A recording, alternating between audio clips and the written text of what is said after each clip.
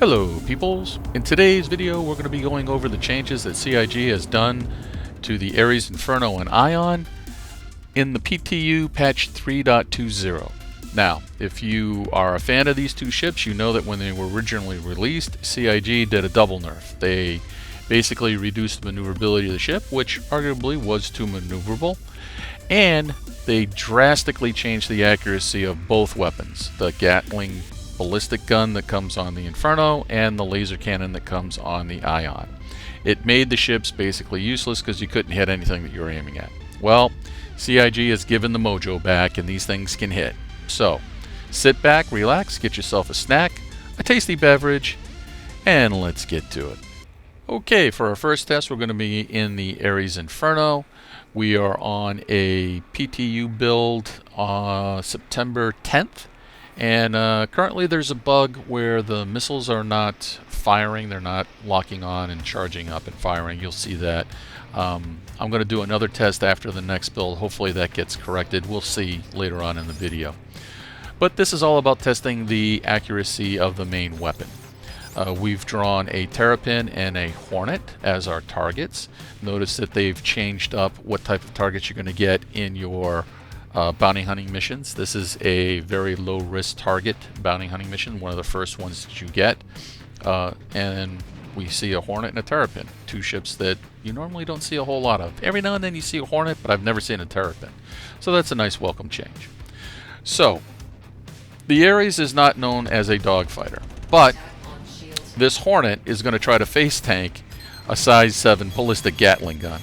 And we're going to show him very quickly here that that's not a very smart thing to do. Now, I lose my lock because I fired off a countermeasure for the missile, quickly reacquired, but look at that stream of bullets, guys and girls. Look at that. It's hitting exactly where my crosshairs are, and I make short work of that Hornet. And a Hornet's kind of a, you know, a tanky little fighter. Not the most maneuverable, but it does have some, you know, hit points on it. So we dispatched him very quick. We're now going to go after the Terrapin. Terrapin, not known for its maneuverability, but then again, the Ares Starfighter doesn't have a very good maneuverability track record either. CIG did not change the maneuverability of the ship that I can detect in any manner, shape, or form. It seems to have the same jerk profile as before. However, as you can see, I am now able to hit what I put those crosshairs on. So if I'm able to get the crosshairs on the target pip, I'm going to connect, and you're going to be a very, very unhappy pilot. So I'm going to continue to work on this Terrapin here. Terrapin has a pretty good amount of staying power for a ship of its size. You notice we're getting a little bit of desync there. That's why it's jerking back and forth a little bit. But again, wherever I put those crosshairs, if I can get them on the target pip, I am hitting it. This is such a welcome surprise. Now, I don't know about you, but I melted both my Ares Ion and Inferno after CIG did that great big nerf. I'm seriously thinking about pulling both of these ships and my buybacks out, and they may become the new PvE king as far as doing missions on. Unfortunately, we're not going to be able to test to see how well they would do against beefier ships with the VHRTs and the ERTs, because the builds are just being reset pretty much daily on the PTU, so you can't work up your reputation high enough to do it. So look at here. On the wreckage of the Terrapin, every single one of my rounds is hitting exactly where I put my crosshairs. That is such a nice feeling to have for this ship. I can't tell you how happy I am about it. So we're going to move on to our next test. This one here, we have a Saber and a Mantis. Again, medium class ships. Should be an interesting fight here to see if we can keep our rounds on target. The other thing that I want to point out is we now have an extra 1,000 rounds, actually 1,200 rounds for our Gatling weapon. I believe in the PU we're looking at 2,600 rounds, and we now have 3,800 rounds at our disposal. So that's a welcome change. Not all ballistics have been increased as far as their ammo count goes, but at least this one has. Notice that in that first pass, we took off the engine from the Mantis. He's out of control. Now all I need to do is just walk my rounds in and turn him into Swiss cheese. Didn't last very long, did he? It's going to be really interesting to see how well the Inferno does against larger ships like Constellations, Caterpillars, Idrises, you know, all that good stuff. So now we're going to work down our last target here, which is going to be the Saber. And I like the Saber, but it definitely is extremely vulnerable to the Gatling fire that we're going to put down on it. Didn't last very long. Blew up pretty quickly there. I think what we're going to do is we're going to take this wreckage as an opportunity to show you just how accurate the gun now is. Look at that. All the rounds hit. Not one round missed there. That is really sweet. I'm tickled pink over this. So here's our third and final test on the Inferno. We're in atmosphere here. This is after the next PTU build came out and supposedly fixed the missile issue, so we're going to test the missiles out. We're going to go for a lock on the Stalker here and take them out. We've got 3 targets to deal with. Had no problem locking the missiles. Missiles fired, and boom, took out the target. No issues there. So now we're going to use our guns to go after the remaining target, and look at what we have here. We have an Aurora. This is a real pain in the ass to hit a lot of the times. Now, it doesn't have hardly any hit points, so when you do hit it, you have a tendency to kill it. As you can see there, it only took a couple rounds and we vaporized it, but they are really hard to hit. The key to take away from here is we were able to hit it because, guess what, our rounds are actually tracking with our crosshairs. What a concept. Alright, so now we're going to go after the Pisces Expedition here. Again, pretty small ship. Notice that when he's pretty far out there, I can't really get my rounds to connect with him. But as we close in, and of course he tries to evade here, I am going to get more accurate shots on him. Now again, the jerk profile and the maneuverability of the Ares has not changed at all. So if you are a light fighter pilot and you're watching this and you want to start crying about how it's overpowered, it's not. You need to use your maneuverability to avoid this gun and get behind the Ares and take it out that way. But if you try to face tank it, this is what's going to happen to you. Right here. This is going to be a really good shot. Even a small little ship like, you know, the Pisces can't stand up to that type of firepower for very long. And that's as it should be, because this is a size 7 gun. Alright. So, let me know what you guys think about the Ares. Are you excited about it?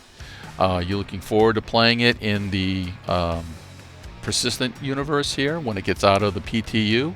Are you going to buy it back like I am out of your buybacks? Probably. Really have some good feelings about the ship, provided this is what gets released to the PU. Alright? So now we're going to go over to the Ion.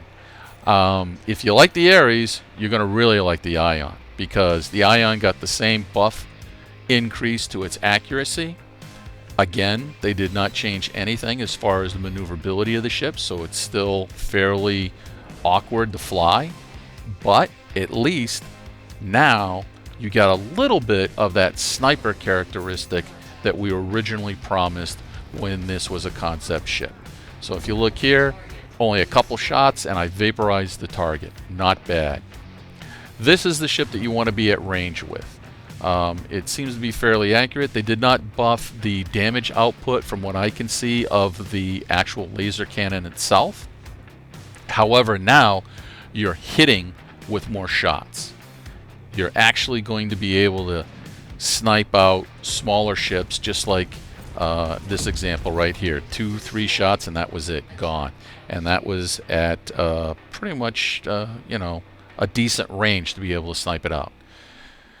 On a side note, is it me, or did they add a lot more asteroids in these debris fields, man? This is like a maze trying to get out of here. So what we're going to do is move on to at least 2 more examples.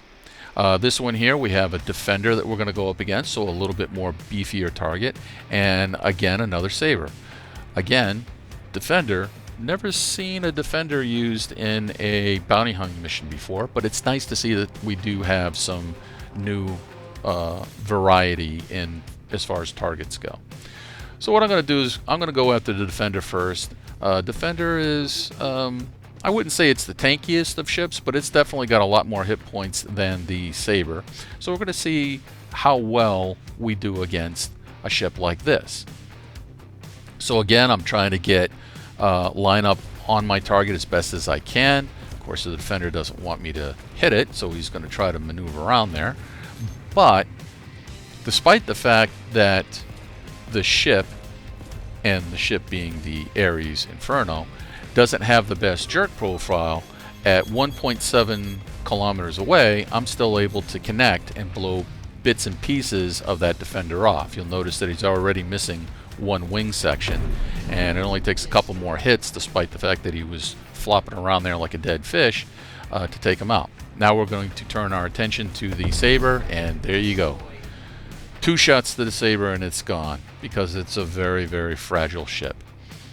So again, you light fighter pilots out there, I don't want you typing in the comments below saying, oh my god, it's overpowered. No, it's not. You need to use your maneuverability to your advantage. Don't try to face tank this ship. Alright? Size 7 gun, guys. You get hit by that, you deserve to get vaporized. Alright, so we're on our third and final test. We're in the atmosphere. As you can see here, we have a Saber Raven as a target. Haven't seen one of those before either in an ERT or a VHRT or an LRT or any of them. So we're just going to continue to do what we've done in the last couple missions. We're going to close in the range. Once we get within about 1.7 kilometers or so, we'll start firing our nice little laser cannon here.